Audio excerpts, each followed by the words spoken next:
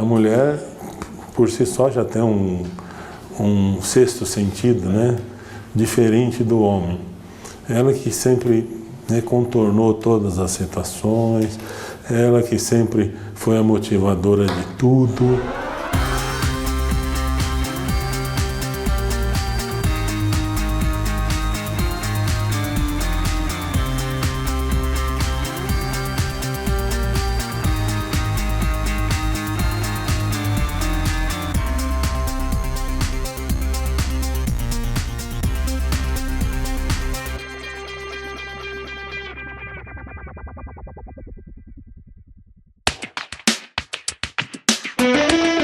O programa Gente em Destaque da TV Câmara Jacareí vai entrevistar hoje o empresário e biomédico João Pasqualin Neto.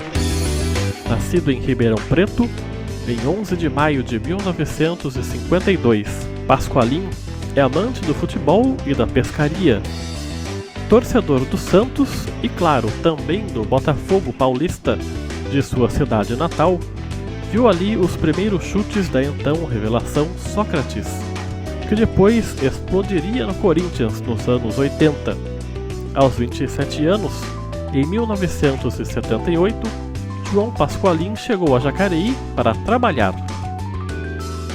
Formado em biomedicina pela Universidade Barão de Mauá, ele completa em 2015 40 anos de carreira em uma área até então pouco ou quase nada conhecida.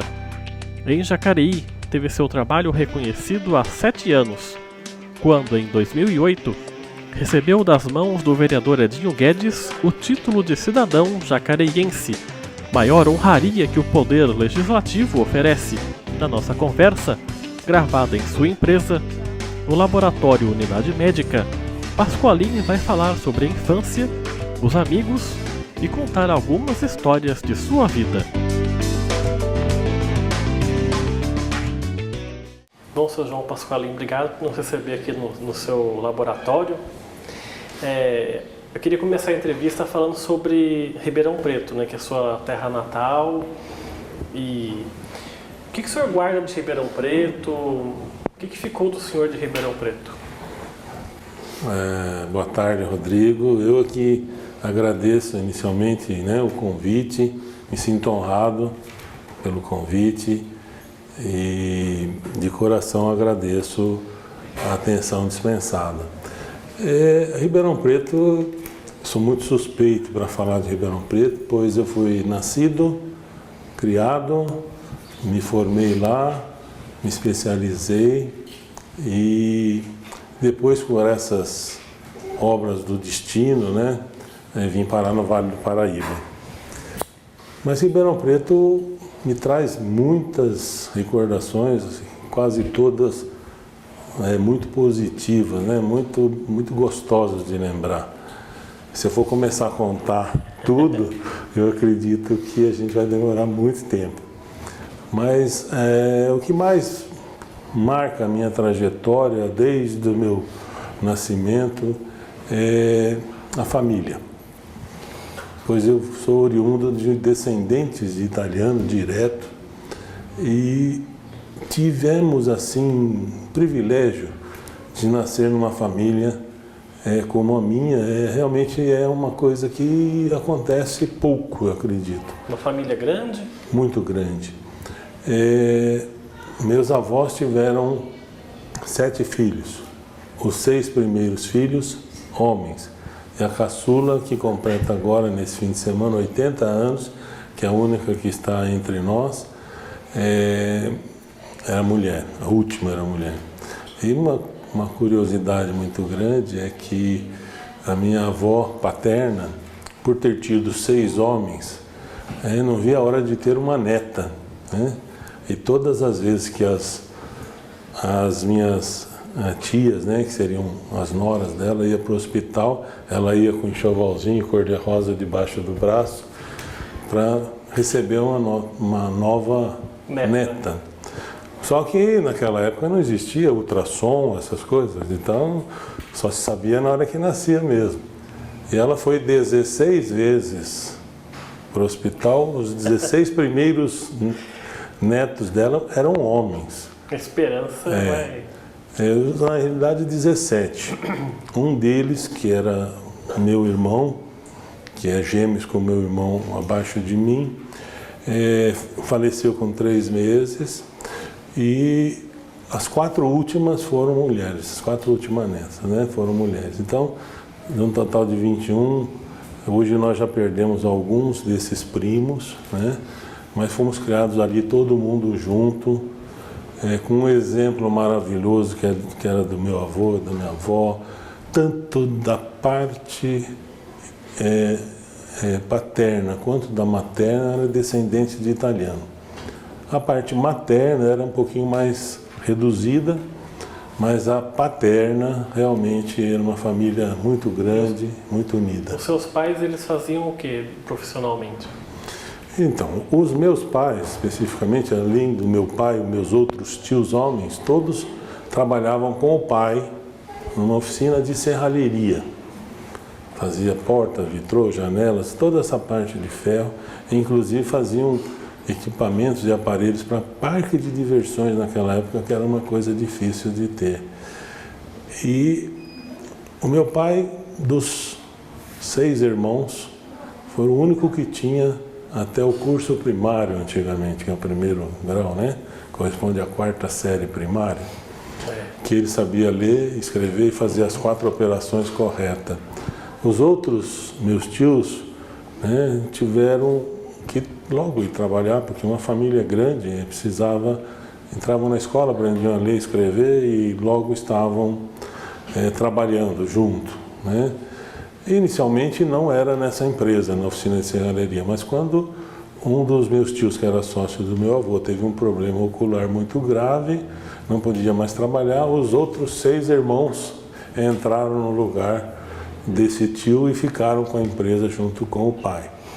E foram por muitos e muitos anos, essa empresa conseguiu sustentar todas essas famílias com muito trabalho, com muito sacrifício. E a sua infância foi uma infância de brincar na rua, jogar muita bola? Nossa Senhora. Brincar na rua era o que a gente mais fazia. Naquela época não tinha tanto perigo como hoje, nem de segurança, nem de trânsito, né? E nós jogávamos muito futebol entre nós mesmos, né? Me recordo muito que a minha mãe, como ela bordava para fora para ajudar no orçamento do lar, nós compramos umas camisetas e ela bordou o distintivo do Santos, que é meu time de coração, e da grande maioria dos primos que estavam fazendo parte desse time, e nós então jogávamos com aquelas camisas, né? Pena que ninguém lembrou de guardar uma de recordação, né? Infelizmente não tenho nenhuma para mostrar para vocês, mas foi uma fase muito gostosa. Eu estudei muitos anos no Colégio dos Irmãos Maristas, em Ribeirão Preto, que existe até hoje. E lá a gente jogava futebol de salão, futebol de campo, mas você tinha que fazer por merecer para poder jogar, né? Antigamente, nesse estabelecimento de ensino, a gente contava com o bom desempenho, né, dos alunos. Você tinha que receber um quadro de honra, média acima de 7, para você ter o direito de jogar no time e outras coisas mais. Era um critério que... E a sua escolha pela biomedicina, que até então eu imagino que não era uma profissão muito conhecida, como é que foi como é que o senhor optou por biomedicina? Bom, inicialmente, tanto eu como um primo que nós éramos muito ligados, que é o Dr. Edson, hoje é médico lá em Feira de Santana e em Salvador, na Bahia, nós éramos muito ligados, muito mesmo. E nós fizemos o cursinho e tentamos na primeira etapa, a primeira vez prestando vestibular, tentamos medicina juntos. Após isso, nós não entramos, nós fazíamos o colegial junto com o cursinho, era muito puxado, não entramos. No segundo ano, então, nós já estávamos livres da parte obrigatória, que é o antigo científico, nós dedicamos um ano inteiro para fazer o cursinho pré-preparatório, para prestar o vestibular, que naquela época era o antigo CECEM, que hoje corresponde aí à FUVEST, por aí. E nesse meio tempo, enquanto estávamos só estudando, eu comecei a procurar outros setores da área de biologia, porque eu sempre tive muita facilidade de trabalhos manuais, né? Então, tanto é que esse meu primo também, hoje, tanto é que ele é um excelente cirurgião. E eu comecei a procurar outras alternativas, né?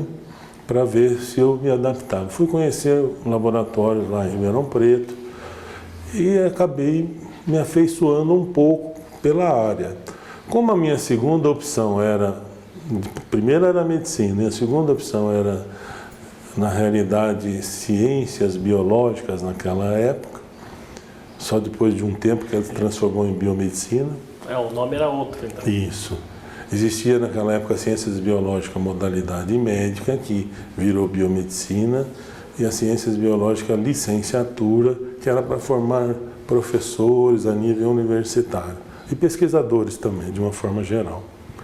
De maneiras que, quando eu comecei a travar conhecimento com o laboratório, aí realmente eu me vi assim deslumbrado com as possibilidades assim de você ajudar também diretamente o ser humano, que é uma coisa que sempre me cativou muito, essa parte de ajuda mútua, fraterna, e com isso eu fui me afeiçoando a essa parte da medicina, né, que hoje a gente é considerado um paramédico, né, uma profissão paralela, que muito auxilia os médicos hoje no diagnóstico. E o senhor fez faculdade em Ribeirão Preto, e lá na faculdade o senhor conheceu um jogadorzinho que se deu bem depois, né? Ficou um pouquinho famoso. Famoso, né? Ficou. E na realidade eu não conheci só na faculdade. Eu conheci na época do Colégio Marista, que era o Sócrates, né? O Sócrates veio lá de Pará, se eu não me engano, Belém do Pará, com a família, o pai parece-me que era auditor da Receita Federal, fiscal de rendas, uma coisa assim. E eles vieram com a família toda morar em Ribeirão Preto. E ele foi estudar no Colégio dos Irmãos Maristas. Isso foi anos 60? 52, 62, 60, por aí, um pouquinho mais, 65, 64, por aí. Pensando no começo de 60, mas não. Então, nós jogávamos no time de futebol de salão e também no time de futebol de campo, né? Eu também gostava muito de jogar futebol, tanto é que eu joguei futebol de várzea na época, tínhamos time de futebol de quadra, de amigos, da família, a gente vivia jogando futebol, era uma coisa que eu gostava muito de fazer. Mas nunca me atraiu como ser uma forma de ganhar dinheiro amanhã depois, profissionalizar. Eu não tive esse interesse. Eu tinha interesse realmente em estudar, tinha outra formação, né? Nossa família tem grandes craques até hoje, tem vários primos que jogam muito bem futebol. Ninguém da nossa família quis se profissionalizar, né? Mas o senhor chegou a jogar bola com Sócrates? Jogamos tanto futebol de salão como futebol de campo no Colégio Marista. Depois, através dos jogos universitários, que ele foi fazer medicina e eu fui fazer biomedicina. Então a gente jogava contra, né? E sempre eu era o responsável por marcá-lo. E não era fácil, né? Não era fácil, mas não era impossível. Parece que ele tinha um irmão também que jogava, o senhor falou o outro dia que jogava melhor do que ele até, né? Eu realmente naquela época, como nós jogávamos juntos no time de futebol de campo, lá do Colégio Marista, ele tinha um irmão dele, que se eu não me engano o nome dele era Sóstenes, tenho quase certeza que era isso. Ele se profissionalizou, acabou jogando em alguns clubes no Paraná, é o que eu lembro vagamente sobre isso. E ele realmente jogava futebol com uma maestria muito grande, né? Eu admirava muito, jogamos juntos no Colégio Marista, mas depois perdi o contato, né? Não tive mais contato com ele, mas na minha opinião ele jogava mais bola que o Sócrates. E a sua paixão pelo Santos é muito também por conta do Pelé ou não? Também.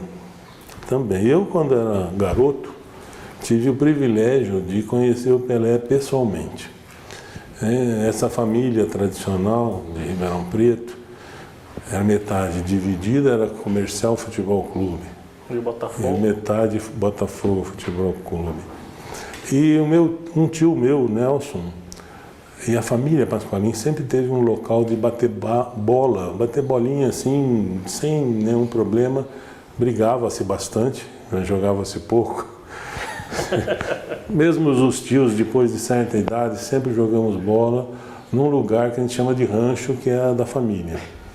E existia vários amigos desses meus tios que iam bater bola com a gente. Entre eles o Alfredinho, que foi técnico do Santos, do Comercial, de Ribeirão Preto, do Botafogo, Alfredo Sampaio, né? E ele, então, num desses jogos que o Pelé foi jogar em Ribeirão Preto, ele levou a casa do meu avô, levou o Pelé, que fez um presente para o meu avô, autografado tudo, de um compact disco com lances da Copa do Mundo de 58, quando ele estreou. Então, nessa época, você imagina, nós todos garotos, simpatizantes do Santos, porque ganhava tudo, né?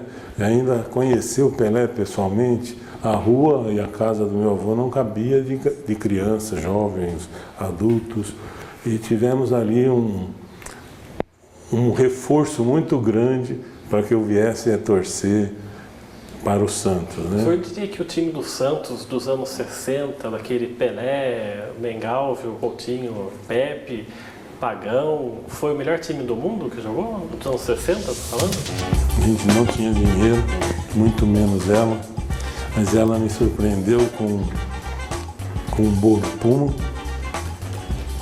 e uma vela normal, dessas que a gente usa quando falta energia em casa.